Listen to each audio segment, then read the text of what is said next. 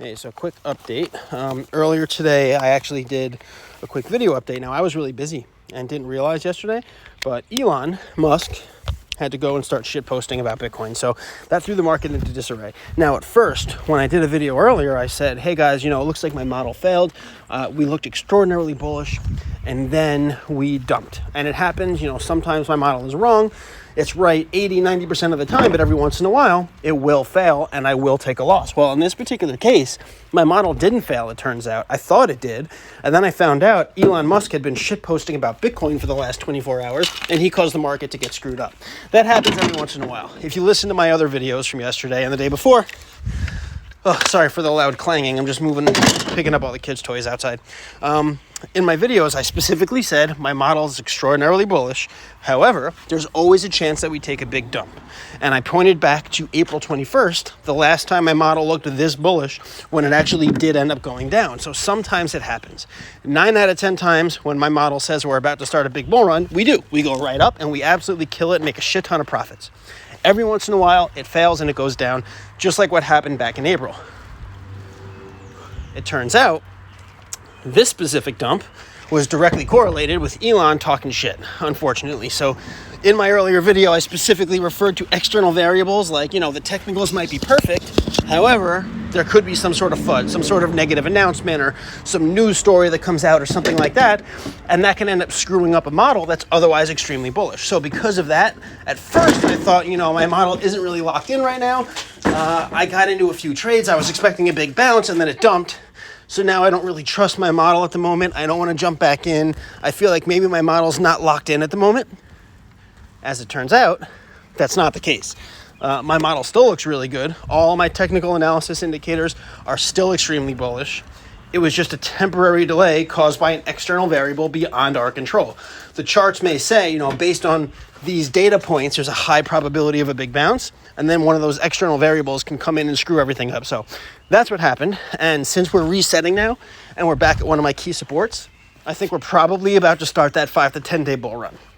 Now, that being said, I want to be cautious, right? Now, if you look at this chart on Bitcoin, we're bouncing right on the bottom of the cloud, right? So a little bit further, close to the 222 EMA. 40 to 42K was actually my target for the correction before this last bounce. If you go back to where I had this wedge, see the yellow thing right here? That last big correction, I said if it holds at the top of the Ichimoku cloud, which is one of my key dynamic supports in my Ichimoku model, we're going to get a big bounce. I got in right there and we rode this run all the way up to the top. We had a rising wedge, then we started correcting. Then on the way down, I thought, we'll step, we're gonna hold at the top of the cloud again. And if we happen to dump, if one of those external variables comes into play, we'll probably go to the bottom of the cloud. So my target was 40 to 42K. I just didn't think we would get down there because I was so bullish. Now that we've gotten down to that range, it really is the perfect time to start that big aggressive bull run back up. So if you look at the different time frames, you'll see there's only 2.5 hours left on this daily candle. I'm not gonna, there's no such thing as a sure thing in this game, but that next daily candle starts in 2.5 hours. There's a really, really good probability that that's going to be the start of the recovery run. We've now had 24 hours to cool off with Elon talking shit. He came out and said, Elon Musk posted, somebody said, wait till you find out that Elon Musk and Tesla are liquidating all their Bitcoin next quarter. And he responded, indeed. He was just joking and trolling because that's what he does. He likes to shitpost and joke around, but obviously we know he can affect these markets. The market immediately crashed and hasn't recovered since. I think this is the perfect time to see that reversal. So while I was wrong last time, it wasn't because my model was wrong. I have no problem saying, you know what, guys, I was wrong this time. I'm plenty comfortable with my track record. You guys who have been following me for a while know my models and all my techniques, my analysis tools work incredibly well. So when they don't work, I have no problem saying, hey guys, I screwed up this time. I ended up losing a little bit of money. My trades didn't go well. I was wrong. I have no problem saying that. In this case, my model was not wrong. Elon Musk screwed me up. That's pretty much what happened. So, let me check. It's Ethereum. Ethereum's not showing us a good support, but we are resetting on the Stoke on the daily as well. Very close to turning over. Let me take a quick look at the 4 hour.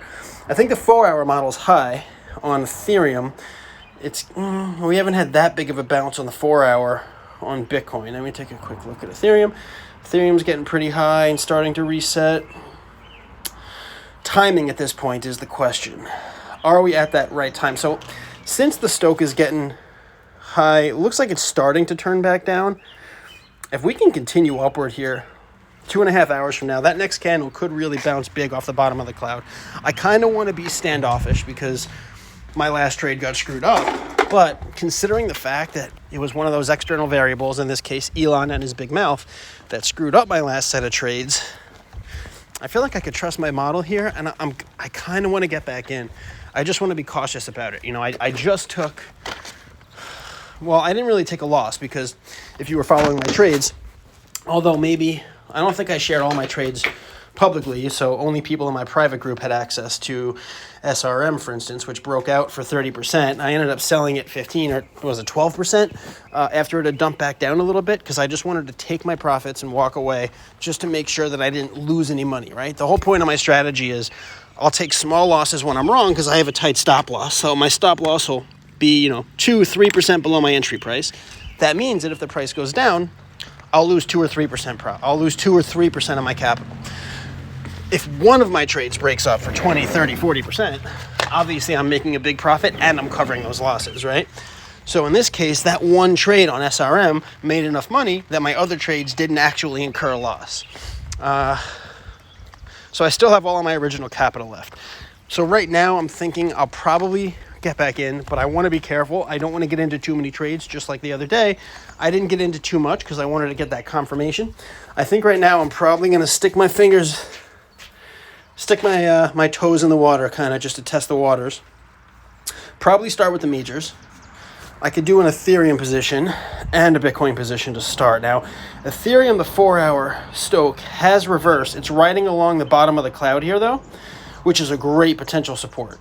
So to show you what I mean, if I were to buy right here at the current price, my stop loss could go below the bottom of the cloud. See, that would be almost 5%. That's too much. What I want to see is what the hourly looks like. See the hourly right here? Watch this. You'll see what I mean. See on the hourly Stochh how high it is? Now look at the Stochh oscillator. Follow along with me. Look at the bottom of the screen. Here, the bottom of the Stochh to the top of the Stochh, to the bottom of the Stochh, to the top of the Stochh. See how it creates that wave structure? Now, let me show you where the price action is. Look at the price. This was the bottom right here, this green candle that was on that trend line support. And then the top was right here at the top. And then the bottom of the price dump was right here at the bottom of the Stochh. And then, look, we're starting to turn down now, right as the Stochh is at this higher level starting to turn down. This suggests we're going to come back down and retest at least very close to this green trend line. It might not get all the way down there, but it's going to get pretty close. So we might end up, we could end up getting down on Ethereum to maybe a low right around the same prior low. So 31.50, around there somewhere. I would set some buy orders down there because if my orders fill there, I can enter, say 31.75. I can enter right there.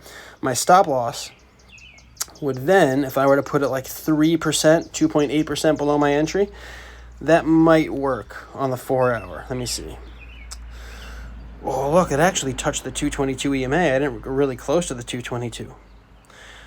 All right, I'm going to wait on this. I'm not going to enter yet because I need to figure out, I want to be able to get in where my stop loss can be just like 2.5 to 3%, maybe 2 to 3% below my entry. I don't want to risk more than that.